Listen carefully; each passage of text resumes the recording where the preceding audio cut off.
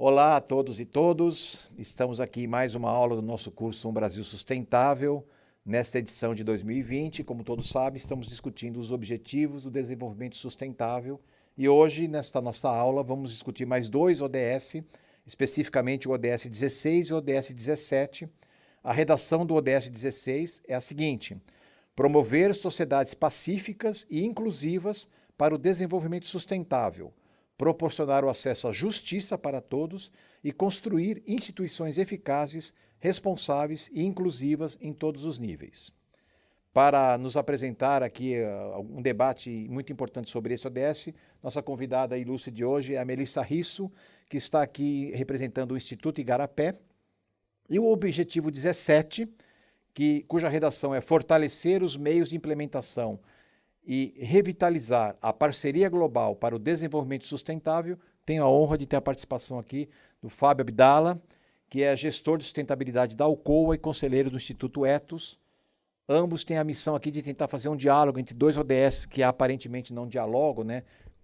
Sociedades pacíficas e parceria global, mas eu entendo que só é possível uma sociedade pacífica a partir da parceria global e entendo que a parceria global, em todos os sentidos, vai promover uma sociedade pacífica. Inclusive, eu vou pegar esse gancho por aí, fazendo a primeira pergunta para vocês.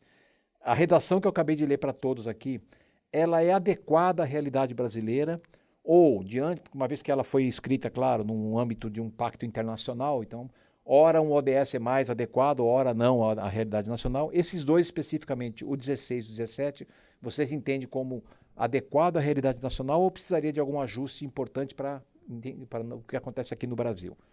Vamos ser cavalheiros e começar com a Melina, pode ser? Vamos lá. Primeiro, obrigada pelo convite. É um prazer estar aqui, fazer essa discussão tão importante sobre os ODS.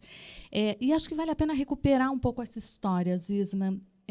Desde a primeira concepção ali dos objetivos do milênio, na época, etc., se discutia muito, para quem é da área da segurança, como incluir a segurança para uma sociedade sustentável. Então, no Brasil, e muitas vezes o debate ele é como se fosse uma coisa não está associada à outra.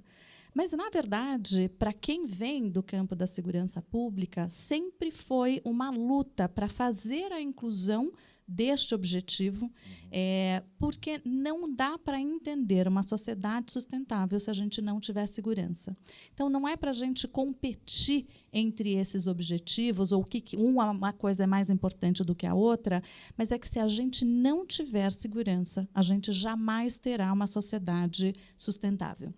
E acho que esse é uma perspectiva muito importante, entendendo que a segurança ela é uma dimensão do pilar do desenvolvimento. Não dá para pensar desenvolvimento sem pensar segurança.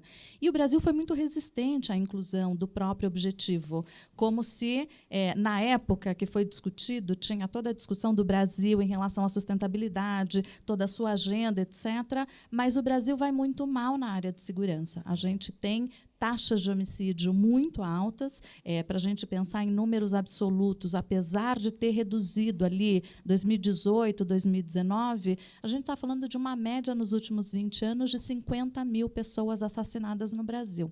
Como é que a gente pode pensar desenvolvimento? E acho que essa pandemia ela foi muito, ela escancarou a questão da segurança e como diferentes elementos que garantem a segurança e são absolutamente necessários, eles são elementos, inclusive, fundamentais para o desenvolvimento. Então, eu acho que foi uma conquista importante entender a segurança como um pilar do desenvolvimento, e essa foi uma luta importante do movimento e do reconhecimento que, se a gente não tiver uma sociedade segura, se a gente não puder andar sem medo, se a gente não puder garantir a nossa vida, se a gente não tiver esses elementos mínimos de convivência, a gente não alcançará uma sociedade sustentável. E para isso, Fábio, imagino que é preciso uma ampla parceria global, quer dizer, no sentido mais macro, né? Aqui ele está falando de uma realidade nacional, a questão da segurança, e assim, a gente entende que uma sociedade pacífica, ou seja, sem violência, e a segurança diretamente ligada com violência, passa por um pacto, um acordo multissetorial aí, né? Que acho que o ODS 17 dá conta de tratar, um ODS bastante transversal. Eu queria ouvir um pouco a sua opinião. É isso aí. Bom, primeiro agradeço o convite, é um prazer poder colaborar com vocês aqui. Antes de entrar no mérito exatamente desse aspecto da governança, que eu acho que esse é o ponto central do ODS 17, a sua pergunta sobre se está adequado à condição brasileira, a gente pode dizer que sim e que não. Sim, por quê? Sim, porque... Não, primeiro vamos considerar o seguinte. No sistema ONU, esse tipo de estabelecimento de objetivos, ele busca, digamos, uma ambição que tem que ser uma ambição significativa, mas gerar o suficiente para abarcar um conjunto grande de países. Então, diferentes geografias, jurisprudências. Então, tem esse grau de generalidade, digamos, para poder ser, digamos, inclusivo da diversidade dos países que estão no sistema ONU. E a própria ONU incentiva os países a fazerem essa adaptação nacional, doméstica, né? Em 2018, o Instituto de Pesquisa Econômica Aplicada, o IPEA, fez um trabalho a serviço, né, da Comissão Nacional de ODS para, digamos, essa territorialização. No ODS 17, em particular, que tem 19 metas, esse estudo do IPEA concluiu que todos os 19 são pertinentes para o país e 9, em particular, tinham que fazer, digamos, uma contextualização brasileira. Respondendo diretamente a sua pergunta, sim, essa formulação é pertinente para o país, porém requer ajustes à condição brasileira. E é pertinente para o país porque, de certa maneira, o ODS 17, eu diria que ele, se a gente pensar, né, desenvolvimento sustentável, o conceito clássico de conectar as dimensões ambientais, sociais e econômicas, essas três partes, digamos, elas não pairam no ar. A base é a governança, é a conexão entre as forças da sociedade, do governo, do meio empresarial, da universidade, do conhecimento, que precisam, digamos, se conectar para viabilizar esses objetivos. Então, acho que o objetivo 17, que é esse da parceria dos meios de implementação, ele acho que tem essa ambição de fazer as conexões para que a agenda ambiental, a agenda social, a agenda econômica se desenvolva de uma maneira consistente e viável. Legal. Vocês dois já tocaram de alguma forma no aspecto que eu ia fazer, que era a segunda pergunta, né? Vamos trabalhar com um diagnóstico agora, né? Contar um pouco da realidade atual. Você já citou alguns números de violência, já citou como algumas coisas a respeito da pauta brasileira, especificamente do global. Como é que vocês apresentam para quem está nos ouvindo e que não é um especialista nessas áreas de ODS, nesses dois ODS em especial? Como é que está a questão da violência, da cultura da paz, atualmente no Brasil? Quais são os principais desafios? Onde estão os gargalos para que a gente possa implementar parcerias globais em prol da sustentabilidade? Quer dizer, vamos fazer uma pergunta, uma rodada de realidade atual. Bom, acho que no campo da segurança, a gente vive no Brasil uma epidemia já há muito tempo. A gente tem índices crescentes e a gente usa o indicador de homicídio, que são assassinatos, como a métrica, porque é um número absolutamente confiável. Obviamente, violência, se a gente fosse discutir as violências, aí a gente vai para todos os âmbitos e, por isso mesmo, ele é tão abrangente o objetivo, porque eu posso ir desde a violência direta, mas eu posso fazer uma discussão de violência estrutural que dialoga com muitos dos outros ODS. Então, me concentrando aqui na perspectiva da violência direta, né, da violência física. A gente vem observando no país, a gente teve um aumento crescente, a gente chega em 2017 no pico do volume de homicídios no país. Só para a gente ter uma ideia, foram 64 mil mortes. E aí eu sempre gosto de comparar com cidades, porque senão parece um número frio. É como se a gente tivesse uma cidade como Bertioga, aqui em São Paulo, que sumiu no ano de 2017. Mas não é só que eu perdi Bertioga, por exemplo, no ano de 2017. Eu perco uma Bertioga por ano. Então, essa é um pouco a realidade que a gente vive no país para a violência. Em 2018, a gente teve uma mudança, a gente teve uma melhora nos índices de homicídio especificamente. Então, teve uma redução. 2019, ela continua a redução, mas a gente já observa uma reversão desse cenário a partir do último trimestre de 2019. E o que é chocante observar é que, no contexto da pandemia, onde as pessoas estão dentro de casa, tem menos convivência, teve toda a política do isolamento social, etc., a gente viu homicídios crescendo em diferentes estados brasileiros. Então, a gente tem um problema, efetivamente, que tem uma reversão. A gente parecia que vinha conseguindo fazer algum tipo de reação para reduzir a violência, mas, na verdade, ele tem uma redução. E aqui não dá para deixar de falar, porque quando o IPEA faz essa tradução, acho que tem um elemento aqui do Estado Democrático de Direito, e é importante chamar a atenção para isso, que o número de pessoas mortas pela polícia, isso tem crescido no Brasil de maneira muito significativa. E isso tem a ver com acesso à justiça. Não é possível a gente imaginar um país... o ano passado foram mais de 5.800 pessoas mortas pela polícia. É mais do que muitos países, muitas polícias, muitos números, inclusive de guerra. É um absurdo que a gente tenha esse número, porque a gente não tem nem acesso à justiça. Na verdade, é o policial que faz o policiamento, que ele é o juiz e ele é o executor.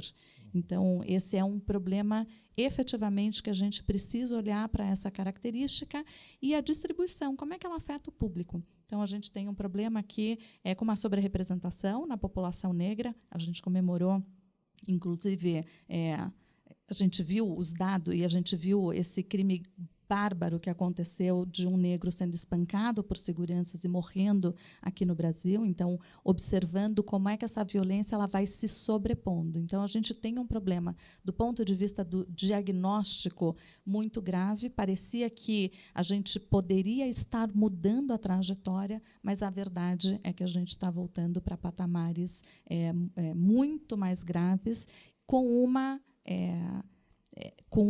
um agravante que é o volume de pessoas mortas pela polícia no país.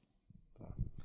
Isso é uma questão de governança, imagino. Quer dizer, estamos falando, é um quadro que a Melina que nos apresenta, que implica em vários atores que, de alguma forma, contribuem para que esse quadro seja terrível. Então, quando se fala em governança, que é o objetivo 17, né, o papel da polícia, o papel das políticas públicas, o papel da própria sociedade civil.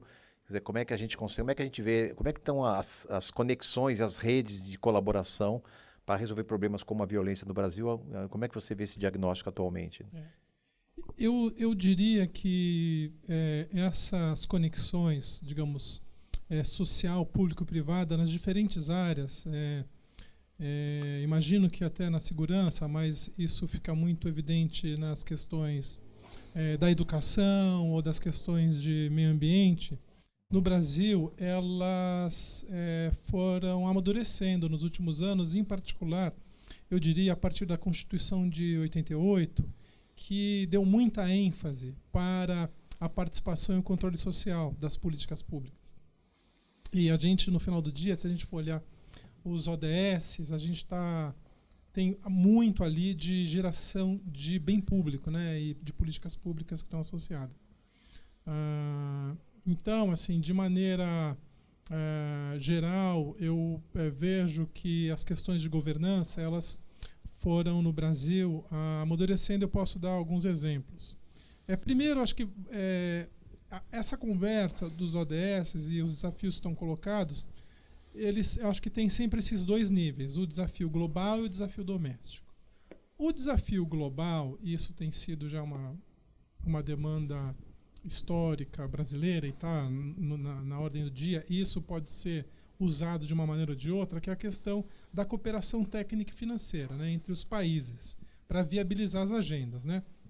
Obviamente que isso não pode ser uma muleta para a gente deixar de fazer as coisas no país, mas a cooperação técnica e financeira, ela sim tem se mostrado como uma alavanca para viabilizar, por exemplo, no Brasil, histórias muito bem-sucedidas de cooperação para a conservação de florestas, por exemplo. Se a gente pensar que durante muitos anos o principal meio de medidas para viabilizar políticas de, por exemplo, demarcação de terras indígenas, criação de unidades de conservação, programas estaduais e municipais de fortalecimento institucional dos organismos públicos de autoridade ambiental, elas foram durante muitos anos viabilizadas pela cooperação internacional, na Amazônia em particular, na Mata Atlântica também numa proporção menor. Mas se a gente pensar, né, hoje a história do controverso Fundo Amazônia tem uma história que era o Programa Piloto de Proteção das Florestas Tropicais do Brasil, viabilizado com a parceria do país com o grupo, o G7. E foi muito importante, na verdade foi estruturante de, como eu disse, de proteção e viabilização de demarcação de terras indígenas, entre outros aspectos. Então, isso, digamos, criou uma visão, uma forma de operar. Durante muito tempo, essa visão e forma de operar, ela teve muito conectado com parcerias entre o governo e a sociedade. A Constituição, como eu falei, ela jogou muita ênfase nisso, né? Isso se desenrolou. Mais recentemente, o setor privado também entrou de uma maneira mais forte nessa concertação. Então, hoje, se eu pegar o caso importante da restauração florestal. Então, a restauração florestal é um aspecto fundamental para lidar com a questão climática, né? Na medida em que restaurar florestas, você tanto captura carbono da atmosfera, como melhora as condições da biodiversidade. Então, há uma meta global, há uma meta brasileira, se eu não me engano, de 12 milhões de hectares de restauração. E os estados, os municípios e a própria sociedade civil, em parceria com as empresas, foram estabelecendo formas de fazer a restauração. E hoje, eu acompanho, por exemplo, num município lá no Pará, no município de Juruti, uma iniciativa que envolve, liderada por uma grande organização não governamental, uma organização civil, inspirada na meta brasileira e colocada lá no chão do território amazônico, envolvendo comunidades que querem recuperar suas áreas, empresas que estão aliadas com essa ambição, principalmente viabilizando ajuda financeira, e essas organizações civis viabilizando ajuda técnica, com também a participação da prefeitura, eventualmente de algum órgão estadual. Então, esse tipo de coisa eu tenho visto, digamos, acontecer com muita frequência, cada vez mais nesse modelo de uma concertação social público-privada, que está se mostrando necessária para dar consistência para essas iniciativas acontecerem. Ótimo. Eu li recentemente um livro, foi lançado o ano passado, comecinho desse ano, do Yuval Harari, 21 questões para o século XXI, qualquer coisa assim. E ali ele dá um dado interessante, que eu vou tentar fazer uma costura do que vocês dois acabaram de falar. Ele diz assim, que ele está otimista em algum momento do livro, lá dizendo assim, nunca na história da humanidade, nunca antes da história da humanidade, a gente viveu um tempo de tanta paz como vivemos atualmente. Quer dizer, o nível de guerras e mortes por guerras, conflitos internacionais, enfim, grandes revoluções, é muito menor do que já foi um dia.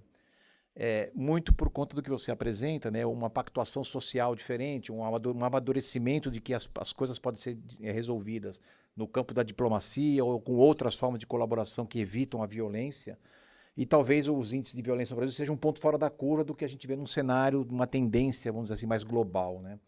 Será que, então, que essa tendência de parcerias, né, essa tendência de colaboração, de iniciativa privada, governos e sociedade civil, possa ser uma solução para a violência no Brasil? Isso é um fenômeno que veio para ficar. Então, como é que vocês enxergam agora que realmente é isso mesmo? A humanidade está amadurecendo a ponto de ser mais pacífica e o caminho é pelas parcerias? Será que o Brasil é um ponto fora da curva, menino? Me dá uma luz aí, o que você acha sobre isso? É super interessante essa perspectiva, e eu gosto muito dos estudos de Steve Pinker, porque ele faz isso mesmo, né? Ele vai olhando percentualmente na população, o que é, para a gente ter também uma perspectiva otimista de para onde a gente está caminhando. Então, quando a gente olha historicamente, quando a gente amplia um pouquinho a nossa lente, sim, o mundo está mais seguro e a gente vai vendo esses caminhos que não é necessariamente linear, né? Mas qual é a trajetória? Para qual é a direção que a gente está caminhando? Então, acho que a gente pode entender nessa perspectiva. E aí, trazendo, acho que tem uma dimensão que você traz, Isman, que é estudando violência, ele é um problema multicausal. Não tem bala de prata. A gente não vai conseguir solucionar isso com uma solução mágica. Alguém que chega e diz, então eu tenho a solução para o problema da violência e é muito simples. Não é simples. A gente já sabe o que fazer. Tem evidências no mundo, tem uma série de experiências bem-sucedidas, a gente sabe qual é o caminho. E tem uma perspectiva dessa dimensão da governança e das parcerias globais, é que, no mundo globalizado, também o crime ele não é mais só local. Ele tem uma perspectiva do crime transnacional. A gente não tem mais fronteira.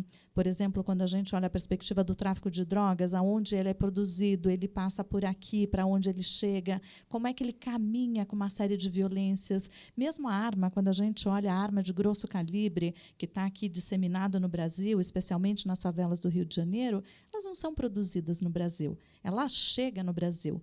Portanto, pensar governança, pensar articulação, pensar controle, pensar os mecanismos de fiscalização, cooperação, rastreamento, ele é absolutamente fundamental para a gente superar o problema da violência, porque ela tem múltiplas facetas. Então, não dá para a gente imaginar nem que o poder público vai solucionar isso sozinho, nem que a sociedade vai solucionar sozinho, nem que as empresas vão solucionar isso sozinho. Mas é fundamental que a gente faça um pacto de qual é o caminho que a gente está traçando para resolver o problema da violência, entendendo ele como um problema específico. Por exemplo, aqui no Brasil, mais de 70% dos homicídios acontecem com arma de fogo. A arma de fogo ele é um fator de risco para a violência letal no Brasil, que é muito importante. Como é que a gente está fazendo o rastreamento? Como é que se controla os mecanismos de importação e exportação? No âmbito das Nações Unidas, se faz uma série de acordos e tratados para controlar, ou pelo menos rastrear, qual é a quantidade. Tem acordos e pactos absolutamente fundamentais, por exemplo, para que se controle como é que essa arma está sendo vendida e se ela vai ser desviada quando ela chega na localidade. Porque isso tem impacto, ele sai de uma perspectiva global, mas ela tem impacto, sim, no território. Então, a gente não superará o problema da violência sem olhar essa perspectiva coordenada entre diferentes atores, incluindo sociedade civil, as empresas, o governo, mas também olhando essa dimensão internacional. Porque hoje a violência ela não tem mais fronteira. Uma série de coisas que acontecem no mundo, elas afetam o nosso território. Isso eu estou falando de Brasil, a gente poderia estar olhando México, por exemplo, Colômbia, uma série de elementos onde a violência física ela se manifesta num determinado país pelo comportamento de outros países. Então, esse entendimento global para caminhar na mesma direção, com pactos muito bem estruturados, controles, acordos, etc., ele é absolutamente fundamental para a gente alcançar sociedades pacíficas. Ótimo. Fábio? Eu concordo plenamente, e no jargão da diplomacia, né, tem a ideia do responsabilidades comuns, mas diferenciada, que na prática também quer dizer o seguinte, olha, essas parcerias e concertações são necessárias, mas também não dá para um substituir o outro.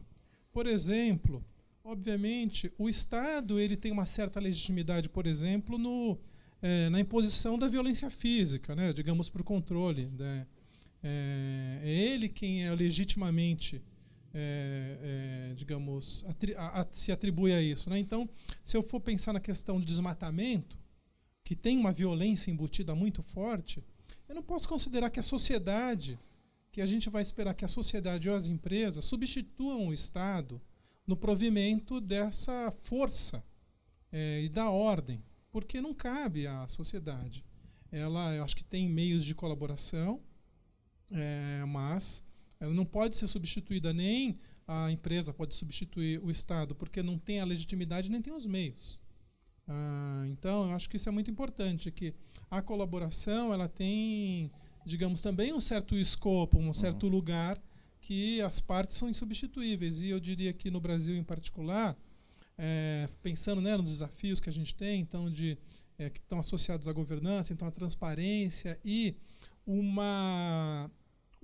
de certa maneira, em muitos lugares, uma certa ausência do Estado que gera uma certa uma certa desorganização da nossa capacidade de alcançar esses objetivos. Então, eu diria que é necessário até mais e melhor Estado, desse ponto de vista, mas nessa perspectiva de concertação, que é necessário ter a participação e o controle social da sociedade, das organizações civis. E se eu falar de desmatamento, por exemplo, que tem a questão da violência, eu estou falando da associação de mulheres do município tal, do sindicato de produtores ou da colônia de pescadores, da associação comercial, mas também estou falando da empresa, do hotel ou da grande mineradora ou do supermercado, que são potenciais aliados dessa agenda de sustentabilidade. E nenhum deles vão substituir o Estado. O Estado no provimento das políticas, no aparelho do Estado, nas infraestruturas, que cabe a ele. Agora, Fábio, e também puxando o gancho com a Melina aqui, uma coisa que complica, né, essa presença necessária do Estado e que complica a cobrança, né, o controle social um pouco disso, é o desmonte dos conselhos onde a sociedade civil, de alguma forma, tinha voz e participação para poder cobrar do Estado essa função que você aponta, né? E nós estamos falando de conselhos de segurança, estamos falando de conselhos de meio ambiente, conselhos diversos aí, né, dos mais, tanto no nível federal, alguns estaduais e alguns municipais. Estamos assistindo uma tendência do desmonte desse arcabouço que a Constituição prevê da participação social. Então, como é que a gente consegue, no momento histórico atual, né, reverter um pouco isso? E, claro, a gente não está cobrando que a sociedade civil cumpra a função de Estado, mas a gente está querendo, de alguma forma, resgatar o espaço que lhe compete à sociedade civil, que é participar desses fóruns onde a gente tem voz para poder exigir do Estado aquilo que seja cumprido. Como é que vocês estão enxergando esses desmontes e como é que está a realidade política nacional no momento, ou estadual ou municipal, se quiserem fazer no subnacional aí? Como é que vocês enxergam esse momento atual do Brasil, especificamente no boicote à participação da sociedade civil? Eu vou falar sobre o processo de participação e depois eu quero a gente está fazendo agora no Igarapé um trabalho sobre crime ambiental. E aí eu quero trazer um pouco a responsabilidade de cada um dos atores e como as empresas precisam participar para a gente evitar as ilegalidades e a criminalidade, inclusive, por exemplo, ali no campo e na bacia amazônica, etc. Mas falando especialmente dos conselhos, a gente está vivendo um momento no Brasil muito complicado e muito delicado, de desmonte de diferentes iniciativas. E aí para a participação, que tem a ver com a governança do que a gente tem falado aqui, tão fundamental para que se exerça, se controle, tenha transparência, que a gente possa, inclusive, cobrar, entender se está fazendo pelo caminho correto ou não. Quando se desmonta isso, se desmonta um aspecto muito importante que garante a democracia e garante a participação. Então, eu vejo hoje com muita preocupação um mecanismo que veio desmontando as estruturas do Conselho, mas também um mecanismo que foi uma tentativa lá no começo e que a gente conseguiu barrar em certa medida, que era uma espécie de tutela do governo em relação à atuação da sociedade civil. Então, é importante a gente entender esses espaços como espaços independentes, inclusive de fiscalização, transparência, controle, diálogo, cooperação, mas ele não é um lugar e não é um espaço de tutela e de subordinação. E eu acho que quando começa o governo Bolsonaro em 2019, existe uma perspectiva inicial de tutela e numa perspectiva secundária de desmonte. Então, isso é muito preocupante do ponto de vista do que a gente tem visto para a participação da sociedade civil e aí nas diferentes dimensões. Isso aconteceu não só no governo federal, mas em diversos estados. Quando a gente olha também a retórica, a perspectiva simbólica de muitos estados que ganharam as eleições também na esteira da lógica para a segurança pública de mano dura, etc., de que é o estado da força que vai resolver todos os problemas, a gente viu muitos elementos acontecendo em diferentes estados e isso tem consequência prática. Então, quando eu falei, a gente olha o aumento da violência policial, tem a ver com essa discussão desta retórica como o caminho de autorizar o Estado a fazer a sua execução sem passar pelo devido processo. Então, isso é muito preocupante nessa dimensão. E aí, trazendo um pouco do que a gente está observando ali na perspectiva do crime ambiental, e aí pensando quando a estrutura começa a se fragilizar, aonde sociedade civil e setor privado eles têm uma responsabilidade, inclusive um potencial de atuação conjunta muito importante, porque quando um dos elementos aqui, o Estado, começa a ultrapassar as barreiras democráticas, etc., como é que a gente repensa esses acordos e essas cooperações para que a gente possa enfrentar isso? E aí eu vou contar um pouquinho do que a gente tem visto na questão do crime ambiental na Amazônia. A Amazônia ela tem uma perspectiva de ilegalidades acontecendo, e quando a gente vai olhar o crime ambiental, você tem uma perspectiva que é da violência física, que ela se traduz mesmo ali no território, etc., pela ausência do Estado, sem dúvida nenhuma, mas ela tem uma tentativa ali de uma regulação, a gente vai olhando entre sair do ilegal, saindo do formal, do legal para o ilegal. E isso tem a ver com mudanças de regras e perspectivas de como o governo está lidando com essa lógica.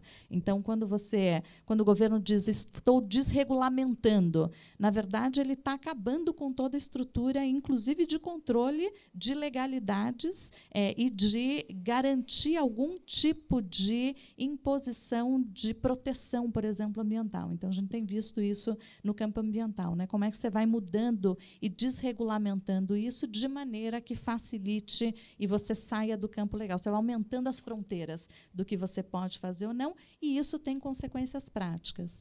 Então, quando a gente começa a observar esse desmonte que o Estado está fazendo, isso também tem uma perspectiva muito importante, que aqui é o lugar da gente fazer essa união. Então, a gente começou a ver, por exemplo, no caso ali da Amazônia, para o desmatamento, a perspectiva a questão do gado, a questão da carne, por exemplo. Por que a gente não está implementando, o sistema das fiscalizações ambientais para a liberação, por exemplo, de financiamento? Como é que essas estruturas elas estão ou não? A gente não tem um CAR público, por exemplo. Por que o CAR não é público? Por que a gente não abre isso e consegue entender? A gente está cruzando aqui, por exemplo, os registros do CAR com as áreas protegidas. Tem um monte de CAR hoje registrado em terras indígenas demarcadas, em unidades de conservação, e isso já existe. Por que esse banco de dados ele não é um banco de dados público, que, inclusive, toda a iniciativa privada, ao fazer o seu negócio, vai lá olhar, bom, isso aqui está dentro de uma propriedade legal. Então, eu acho que a gente tem caminhos aqui do trabalho conjunto, por meio da transparência, de promover uma pressão e reduzir a quantidade de ilegalidades e criminalidade que tem acontecido se a gente conseguir fazer transparência num processo de união. Então, acho que tem muito caminho aqui, que não é usar a força, mas é garantir que a legalidade está sendo cumprida em todas as suas dimensões. E aqui é uma responsabilidade de todo mundo. É uma responsabilidade da sociedade, é uma responsabilidade também das empresas, e com essa união de forças a gente consegue, inclusive, fazer pressões sobre o governo, que, nesse momento, tem flexibilizado e está passando a boiada, né? Como bem disse o ministro. E aí, como é que fica, então, essa questão do enfraquecimento da participação social e a desregulamentação, que acho que é uma coisa que ela apontou bem, que eu devo incluir agora na pergunta, e principalmente na atuação do setor empresarial frente a uma flexibilização das leis das boiadas, né, no campo da Amazônia, que você conhece muito bem. Eu entendo também que, digamos, tem essas múltiplas dimensões, né? Tem uma conjuntura política, tem uma dimensão institucional e tem também, digamos, o mercado, no caso das empresas. A conjuntura política, acho que você colocou muito bem. A questão institucional, eu acho que ela está mais estruturante. E essa conjuntura política, às vezes, ela luta contra essa dimensão institucional que está dizendo que, por exemplo, respeitar direitos humanos e conservar a biodiversidade é constitucional e é a regra do jogo. E é isso que tem que ser feito. Então, isso está, digamos, acho que a conjuntura política pode variar, mas esses pilares estão colocados. Eu acho que isso que é muito importante. E para negócios,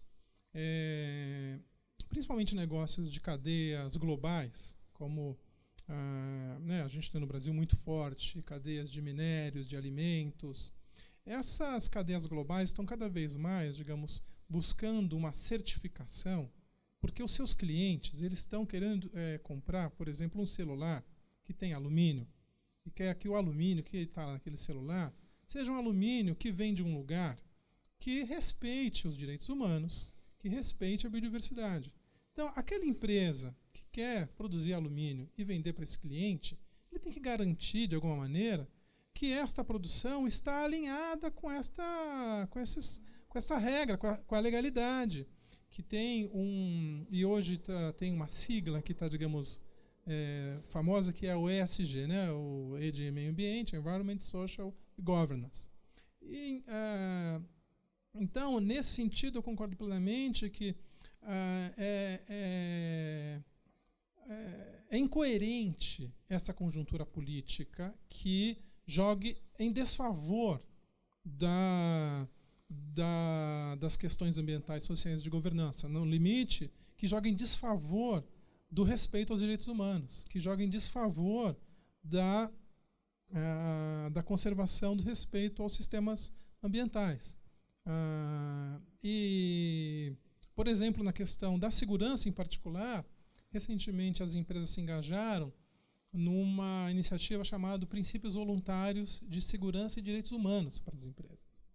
Então, que ali coloca, digamos, uma série de padrões de performance das empresas que seguem um certo critérios e obrigações das empresas com os direitos humanos onde a gente opera. E isso garante a certificação. E a certificação dá um sinal para o meu cliente que eu estou seguindo aquele padrão. Então, é quase uma licença para vender. Então, o cliente só vai comprar, e isso é cada vez mais forte, não só o cliente, mas o sistema financeiro está dizendo isso, que, olha, você vai ter um melhor ou pior rating da sua performance se você garantir que você respeita, no limite, os direitos humanos e a biodiversidade, e a sua governança é íntegra. Você faz negócios com ética, com integridade. Então, nesse sentido, eu concordo que essa aliança pró-Estado de Direito, pró-conservação, também é das empresas, além da sociedade e do Estado. Ótimo. Como o nosso tempo, infelizmente, está acabando, eu vou pedir para que vocês façam, então, agora uma perspectiva de otimista, espero, de atingirmos ou não esses ODS nos próximos 10 anos. Afinal de contas, já estamos 5 anos com eles em vigor, né? E todos os indicadores apontam para o ano 2030, a agenda chama Agenda 2030, né? Então, eu queria que vocês fizessem uma espécie de fechamento da fala de vocês, apontando para a perspectiva de futuro, né? Pelo que você está me colocando, Fábio, quer dizer, esse governo passará, espero que passe mesmo, eu concordo com o quadro sombrio que vocês traçaram, mas as pressões internacionais, mercado e os cenários de direitos humanos historicamente conquistados, enfim, vão, de alguma forma, varrer essa onda de retrocesso que nós estamos vivendo e, portanto, eu, particularmente, espero e sou otimista com relação ao futuro. Mas, especificamente nesses ODS, até para a gente poder fechar, como é que vocês acham que nós vamos vencer esse desafio nos próximos 10 anos? Qual é o caminho a ser trilhado aí na visão de vocês?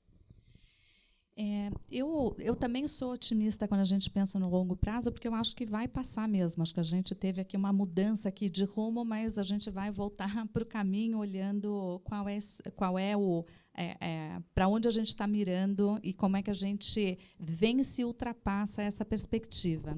Do ponto de vista da segurança, eu acho que a boa notícia é a gente já sabe o que fazer. Porque quando você não tem a menor ideia de por onde começar, isso é mais complicado. Mas já tem experiências, já sabemos como fazer. O Brasil já fez inúmeras experiências para combater a violência e superar desafios no âmbito municipal, em âmbitos estaduais. Mesmo quando se implementa a lei de controle de armas, você tem uma redução de homicídios no país. Então, tem caminhos, a gente já sabe por onde ir. A questão na segurança, ela requer, primeiro, entender que esta é uma prioridade na agenda. E a prioridade na agenda com uma agenda baseada em evidências. A gente já sabe o que funciona. Então, não dá para inventar a roda e, como eu disse, não tem solução mágica, não tem solução fácil. Ela exige coordenação, ela exige envolvimento de todo mundo, tem uma série aqui de perspectivas que precisam ter o passo a passo para a gente poder chegar lá. E aí a boa notícia e acho que o outro desafio que a gente tem no Brasil é a continuidade das políticas. Infelizmente, e isso é um problema de governança, a gente tem no Brasil as políticas todas, cada governo de plantão chega e quer uma nova política, quer uma nova estrutura, desmonta o que fez o outro e começa tudo de novo. E para a segurança é uma mudança de longo prazo. Portanto, olhar esse caminho, não desmontar de novo, ter uma agenda própria, esse é a direção de para onde a gente tem que andar, e a gente já teve muitas experiências e muitos aprendizados no Brasil. Então, voltar e recuperar qual é a política, tem aqui a agenda, a gente, inclusive, no Igarapé, lançou em 2018 qual é a agenda prioritária para a área de segurança pública no Brasil. Então, os caminhos já estão traçados. O que a gente precisa, como sociedade, é eleger certo os nossos políticos e governantes que vão implementar essa agenda e cobrar para que ela seja efetivada. Ótimo, Melina, obrigado. Fábio, por favor. Bom, eu também estou otimista porque eu estou muito envolvido num projeto em particular que no município de Juruti, no oeste do Pará, que está engajado muito fortemente na sua estratégia de longo prazo. E eu tenho participado dessa conversa, que é liderado lá pelo Instituto Juruti, tem a prefeitura, tem muitas organizações da sociedade civil, tem empresas como a que eu faço parte, a Alcoa, tem a cooperação internacional da Agência Americana de Cooperação, e está, nesse momento, fazendo a sua teoria da mudança para a Agenda 2030, estabelecendo as suas metas, olhando essas metas com base em indicadores. Lá está usando o Índice de Progresso Social Amazônia, o IPS, está tudo isso disponível na rede. Então, acho que é muito assim, de certa maneira, está acontecendo no Brasil todo, eu imagino, porque eu estou vendo esse caso lá, muitas coisas desse tipo que são relativamente novas. Talvez a gente tenha uma curva de aprendizado ainda para entender do que se trata as metas, como que a gente aterriza de fato essas metas nas questões. No final do dia, assim, se eu estou olhando lá os indicadores, eu estou vendo, lá no município de Juruti, um indicador importante é a violência contra a mulher. Como é que eu endereço uma meta para lidar com a violência contra a mulher? Ou desmatamento ilegal, como é que eu coloco uma meta, coloco um indicador, mas tenho ações específicas para lidar com isso. E eu estou vendo isso lá acontecer, e um engajamento muito forte da sociedade, do poder público, das partes todas lá. Então, eu acho que isso é muito animador. E talvez a gente não alcance todas as metas nos próximos anos aí, que estão colocadas, mas acho que a gente está agora no momento de aprendizagem para entender do que se trata. Eu acho que até de maneira talvez um pouco mais rica do que foi os objetivos do milênio no passado. Eu acho que agora deu um maior encaixe, um fôlego novo. Então, eu estou vendo acontecer ali coisas que eu acho que vão dar frutos muito importantes. Ótimo. Então, terminamos otimistas. Agradeço ao Fábio e à Melina pelas contribuições que deram ao nosso curso, O Brasil Sustentável, uma iniciativa da Universidade Federal de São Paulo, Instituto Fises. Agradeço a quem está nos assistindo e ficamos por aqui hoje, mas outros ODS nós vamos discutir em outros momentos. Muito obrigado pela presença dos dois. Ok.